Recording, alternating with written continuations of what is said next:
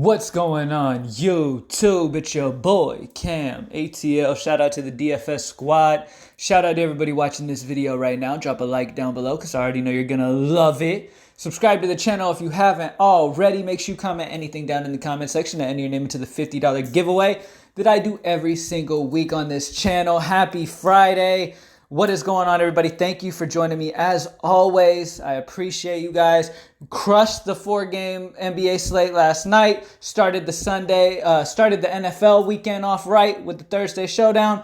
And now it's time to go ahead and continue this on for this Friday NBA, this 9-game slate after that small slate yesterday that we tortured. And now it's, I love the high five that we have here. There's a lot of key injuries that are going to give major boosts to guys. So let's go ahead and talk about this. First thing I want to mention is Giannis is questionable. I was able to tell the future with Giannis being out, and we had Middleton and Bledsoe in the high five last time. I'm not able to really predict this. I think that there's a good chance Giannis should probably play here. But if he misses, obviously Middleton and Bledsoe and Ilyasova, they're all great plays, okay? I just want to mention that. Now, let's go ahead and get straight to it. D'Angelo Russell at 7-7. We know the potential this dude has. He just dropped a 50 bomb last game. And now he's going against Utah, where if you want to pick on them, it's with the guards. On top of that, Draymond Green is out. Eric Paschall is out. They're super banged up, okay? Ty Bowman is in the G League. They are super weak right now when it comes to players, even just bodies to use, okay? So take advantage of Golden State. You got Marquise Chris, who's under 4K. You've got Spellman, who's cheap. You've got, who is the other guy? Glenn Robinson, who's going to play a ton of minutes, all he can handle.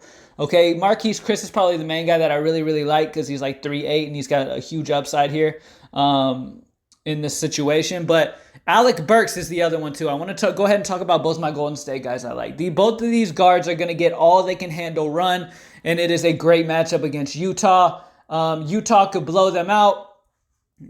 By that point, D'Angelo should have value anyways, and Alec Burks is going to get blowout run anyway. It doesn't matter. Okay, so he's going to get plenty of run. Alec Burks is blowout proof. It doesn't really matter for him. He's going to play 35-plus minutes. D'Angelo Russell is probably going to get pulled, but I still think he's going to play about 30 minutes before he exits this game. It is a game in Utah, so the blowout could happen. If you're super worried about a blowout, then D'Angelo would be the one I would change, not Alec Burks. Alec Burks is still going to be the main dude. I mean, you got to remember, they don't have many bodies, period. It doesn't really matter how this game goes. They will need guys to rest. They're not going to be able to play somebody 50 minutes. They're going to have to spread it out, and these guys are going to have to play minutes regardless, okay? So D'Angelo is fine, but if you think it's going to be a huge blowout, then I can understand. Instead of D'Angelo spending down, going like a Marquise Chris, and then balancing everything else out. But keep Alec Burks. I really like Burks. Next up, Tyus Jones. Our boy Morant has already been ruled out. That is great news for Tyus Jones at home in Memphis. Tough matchup against Milwaukee, but it doesn't matter. He's only 3'7". He is a free square. Play him. All right, plain and simple. Sabonis has been my go-to when it comes to safety on each and every slate. And his price they do not want to price him up to where he should be. He should be at 9K or higher player, period.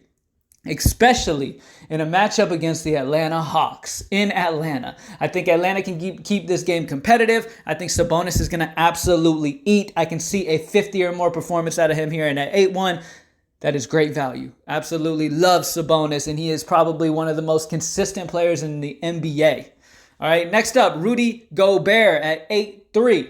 I really love Gobert here at home in Utah going against Golden State. It's kind of the run back. Okay, I like a lot of guys from this Golden State side. On the other side, Gobert is not going to be able to be stopped down low, okay? Donovan Mitchell too, okay? The only problem you have with some of these Utah guys is if the blowout happens, they 100% will be limited. There's some really cheap Utah guys that you could get exposure to. Let me see if I can find him. I can't remember his name off the top of my head. Let me see if I can find this dude. The Utah backup. He is an interesting option if you predict a huge blowout. Remember, Spellman, 3-1.